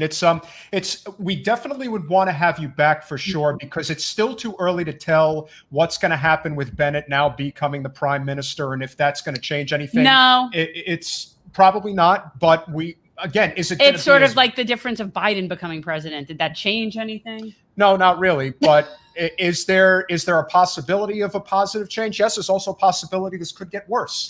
So it's still too early to tell. But like you said, there definitely has been a dramatic shift in this conversation. We have to look at it different levels. There's the level of popular opinion and public opinion, and then there's the level of the political process. And one doesn't right away translate into another. As Bernie Sanders pointed out ad infinitum, 80% of American people support single payer. So at the level of public opinion, you won the battle for single payer. But to translate that into a political victory, that's another battle. It's a very hard one to win. So I would say it's an important victory, the shift in public opinion, but it hasn't yet translated into something substantially political, although it is true to say that the so-called squad gave Biden a lot of trouble over his last support of Israel during the attack. So politically, you began to see things happen. We're seeing it. We're working on it. Yeah, everything is unfortunately a slow drip to some degree, but I think it's dripping in the right direction. And Norman, again, thank you so much for coming on. Again, Norman Finkelstein, check out his books. His most recent one, I Accuse, highly recommend. And of course, this is a very controversial topic, is Israel-Palestine, but one that must be addressed. And we thank you so much for your time this evening. You're welcome. Thank you, Norman. Take care, brother. So as you can imagine, this has been nothing short of a very enlightening conversation. And guys, we tried to get to as many of your questions. And the reality is that I could have talked to him about so many different things, like a myriad of different issues. Well, you have to remember he's a lecturer, so naturally he could talk for 2, 3, 4 hours if he wanted to. And also, let me promote Thursday. We are still yet again talking Israel-Palestine. On Thursday, we have 2 really great guests coming on, which is why I didn't get into a lot of the historical stuff about Palestinian displacement and the Nakba and all that, because I really want to save that for Thursday. On Thursday, we have Donna Neville coming on. She is a Jewish activist with Jewish Voice for Peace. And we have George Bisharat, who is a law professor, legal studies, an expert in Israel-Palestinian affairs. And so I'm more inclined to talk more history with them and more about the problem of speaking truth to power with Norman. Yes. That was kind of more my vibe. If you guys like our content and the guests we've been having and the topics that we've been discussing, this is the importance of understanding our channel and what we are doing is not for the purpose of making money, but to turn politics into service. That is what we are doing here in South Florida and what we are hoping to do throughout the state and throughout the country as it spirals, if you will. And really what we're doing locally is great, but even what we're doing with this podcast in building coalitions, bringing people together from different groups, breaking through that echo chamber and really trying to engage with other types of people. And I think that's that's really what you're supporting when you're supporting us, because we are all about getting information out there. We do news, we have some of that, but really it's more about, but it's really more, this was developed as a podcast so that episodes would be about expert issues, so that you really helping to promote what we're trying to do. And if you guys could become a Patreon, please. Again, this is a horrifically suppressed channel. We're grateful that a lot of people did turn out this evening. Obviously, we want to continue to grow. So if you could become a Patreon, that would be wonderful. $5 a month gets you It gets you a really cool custom purple and orange hemp bracelet made by Macy on Etsy that she did just custom for me, which is very cool. And if you become a $10 Patreon per month, you get this awesome Generational Change baseball jersey. It has our logo on the back, Generational Change, with our little "Here Comes the Sun" on the front. And yeah, you know what I'm thinking we should actually do? We should actually make these and have them say generational change on the back. We could do that as well. Yeah. Yeah, because we like the purple t-shirts. Because I think it works either way. Yeah, I mean, but I'm just saying because somebody might volunteer. want one of these versus one of those, but I'd rather it be. You should take a poll. What do you prefer, this style? Well, You prefer that you style? got to You mix like it both? up. You got to mix it up. If you guys can become whoever is new to the show this evening, Support. really appreciate it. Again, a $5 or $10 a month Patreon. And when you goes a do long way that, you for us. also will be invited to our members only Zoom meeting at the end of the month. This month, it will be on June 30th. We'll do 7 p.m. Zoom. So and all of our Patreon members will get an email with a Zoom link. And really, it's going to be predominantly for you to interact with us, ask questions, give suggestions, recommendations. And I am still working on figuring out who a special guest would be. I'd like to do it again so it's educational. So I'm working on what I will have for a presentation. And I will be in North Carolina, and I'm going to be staying on a hemp farm. So it very well might be something having to do with a tour. So there you go. That might be a tour of the hemp farm. Well, Jen is going to be in Asheville, North Carolina for the next 4 weeks. So you're definitely going to want to, whoever is in Charlotte, whoever is in East Tennessee, whoever's in Southern Virginia, if you have an opportunity, I'm sure Jen is going to be out in the community in Asheville. So you have an opportunity to meet her. It's going to definitely be a lot of fun.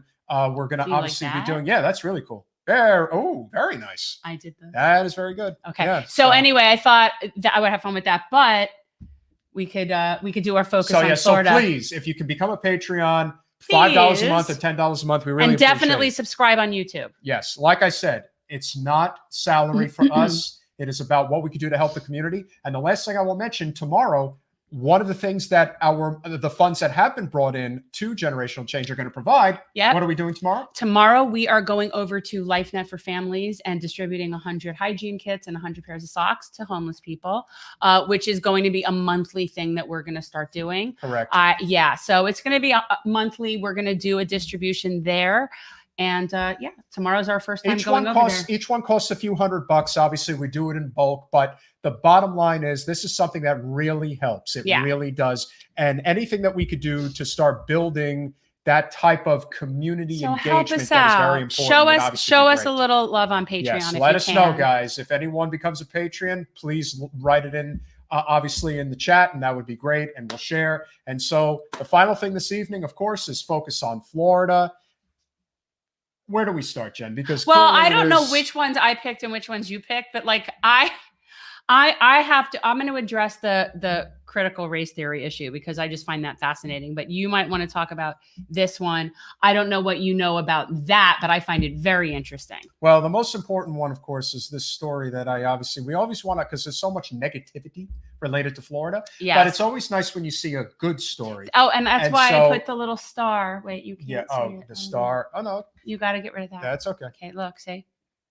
I got to get rid of that. Get rid of that too. Okay, sorry, Norman, you've had your moment, but now we got to show the whole screen. See, I give a gold star. Gold star. A college student at the Florida State University up in Tallahassee. There is a pretty big homeless problem in the state, even though people want to pretend like it doesn't exist. Yeah. Kind of like in Fort Lauderdale, where they just kind of sweep them out of town, but they're still homeless. And so a young college student, a young black college student, mind you, basically gave the shirt off his back. He literally pulled over his car and gave his clothes to a homeless gentleman that was there.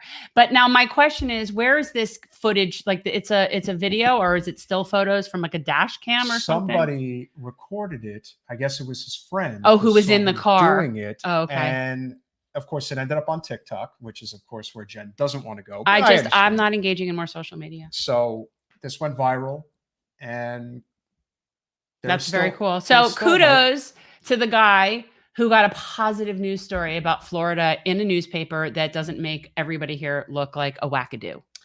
Yes. And of course, there's only negative things to talk about thereafter, because of course, Governor DeSantis just continues. Again, there's nothing to stop him, so he can just do whatever he wants. But again, this is a fiction. This is Yes. what we were talking about. So Florida, distraction. it's well, no, it's actually a fiction. There is not that being taught right now anywhere. So to put a ban on it when it's already not in the program is creating an preemptive issue. judgment. Right. Take It's preemptive. So I found this piece interesting, what Florida's critical race theory ban tells us about anti-racism.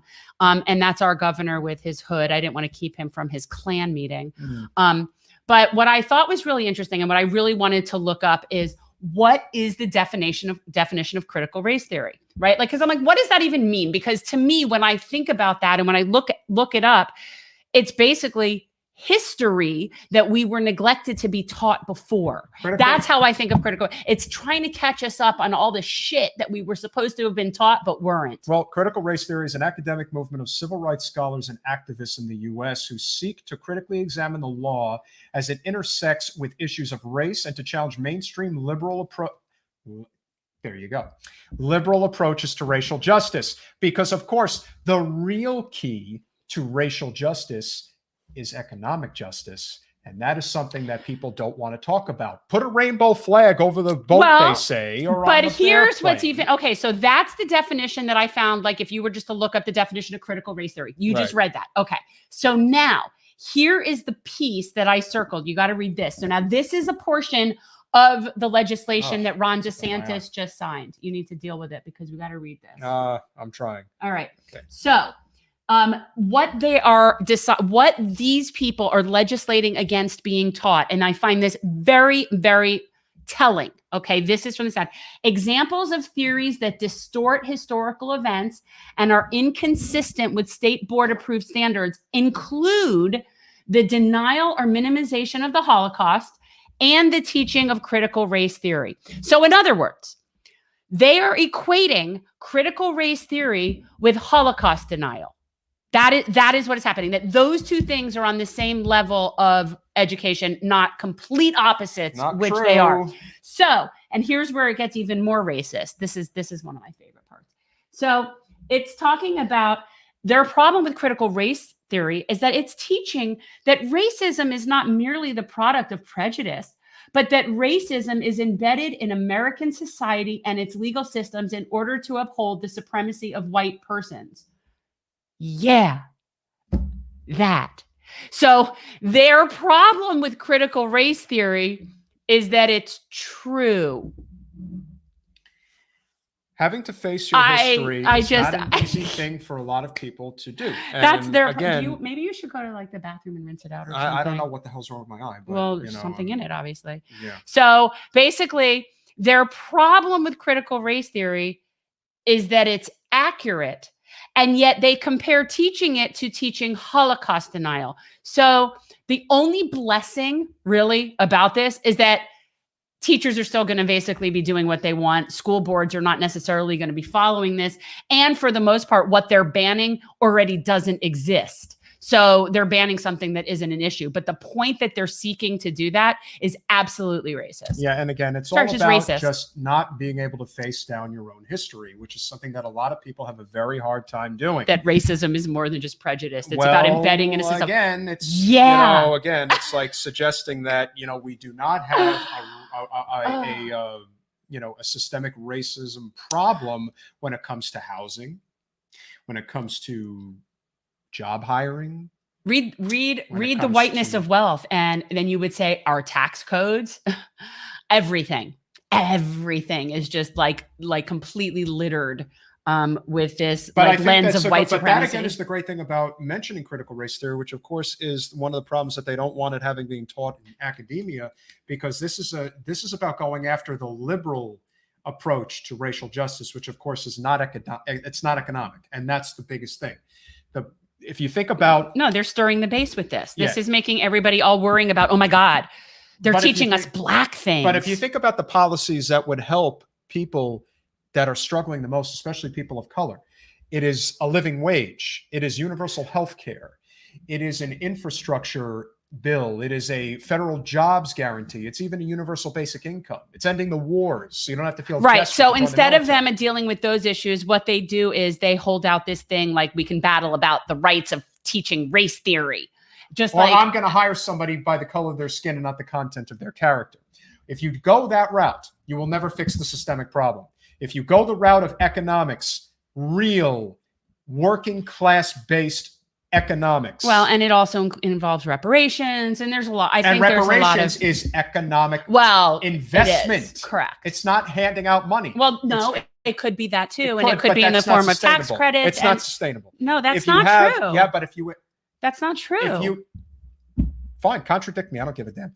The point is if you invest in communities that can build wealth through means that are not the same as the ones that they currently have, and as it relates to where the money generally is. See, banks invest in areas that are already doing well. They don't invest in areas that are not, and that's what has to change. And that is more or less the crux of reparations. It just so happens that the majority of the reparations would fall in communities of color, especially Black communities that desperately need it. So teaching this is not allowed. Why? Because we have a system in place in this country that benefits a select few, and they don't want to change it. Right. So the point is that, yeah, we don't want to keep you from your Klan meeting. And even though that is sort of very telling of you, it's at least better than looking at his mug. Nevertheless, we still have another problem that can never seem to go away, which is, of course, what should be the mascot of Florida. It should be. I voted for it. I did vote for the manatee. Everyone who knows I take the manatees extremely seriously. So why won't they leave them alone? I don't know why they won't leave them alone. But right now what we're seeing is, so obviously the manatee death rate for the first half of 2021 is astronomical, off the charts. The majority of this, yes, it's boaters that don't respect wake rules, but that's not the thing that's been noticeably increasing. The issue is based on the toxicity of the water, that the plankton that they eat and what their vegetation that they eat is not growing because of the increase in nitrogen and whatever. And I'm still not a chemistry person, but the pollutants and the toxicity of the water is making it so they have nothing to eat. And they, look, we're slowly poisoning them as well because they're breathing the same water. Yeah. Or, they're in it, and it's a problem. So I get very irritated every time I see this. Why can't we just leave them alone? We need a real climate movement in the state of Florida. Yeah. That is what we need. And that is why I am considering, not a guarantee. Oh, we're back on this. Forget it. I'm not talking about it.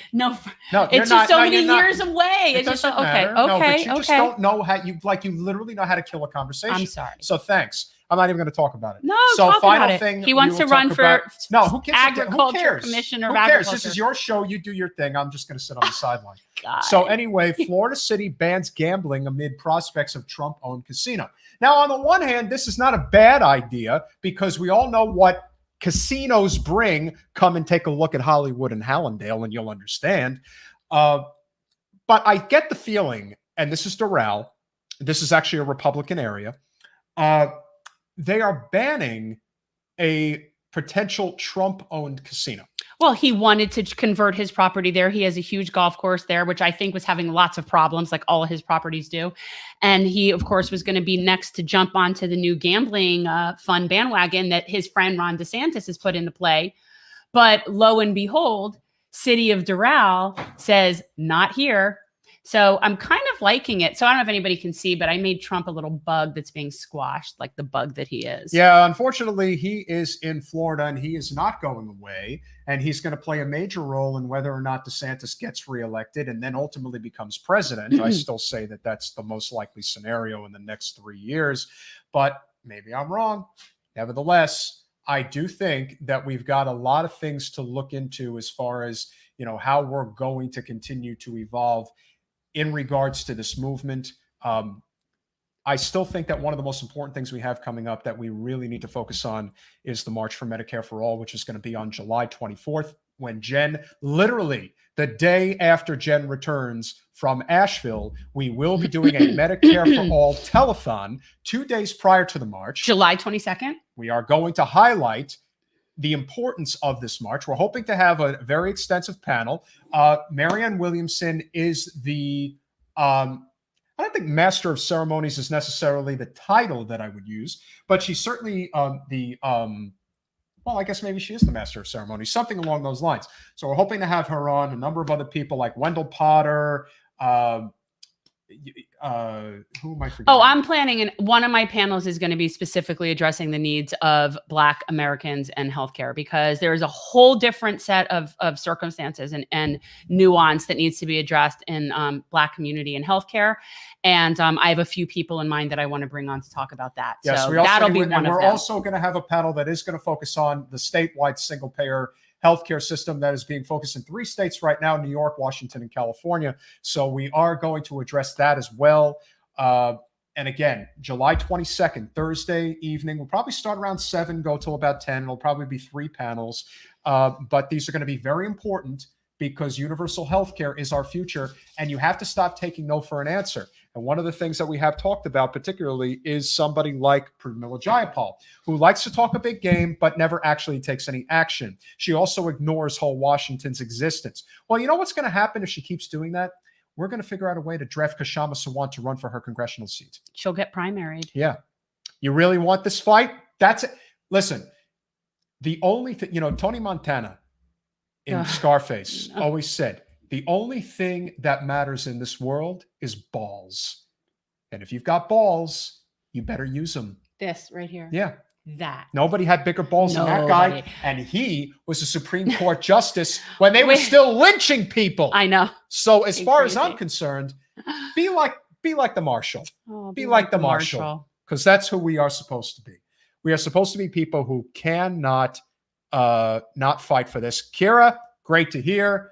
We are going, yes, Carolina has already agreed to help organize what's going to be a march that we're going to do down here. Okay. Because nobody has planned one for South Florida. Of course not. Who would? Mitchell's not around anymore. That's true. So if Mitchell were, if Mitchell were alive, he'd already be planning that. That would already be his thing. Well, it's unfortunate. Yes, the entire progressive movement towards healthcare in South Florida was basically linchpinned on one person, and he died. So that's what happened. John, we certainly hope that it doesn't come to that. We know that things look pretty dire right now, but nevertheless, we've got a lot of work to do. We really appreciate you guys one more time. Do we have anything else coming up? What's this week? We talked about Thursday that we're having Donna and George. We'll get into nitty gritty Israel-Palestine stuff on Thursday. Yeah, I don't think.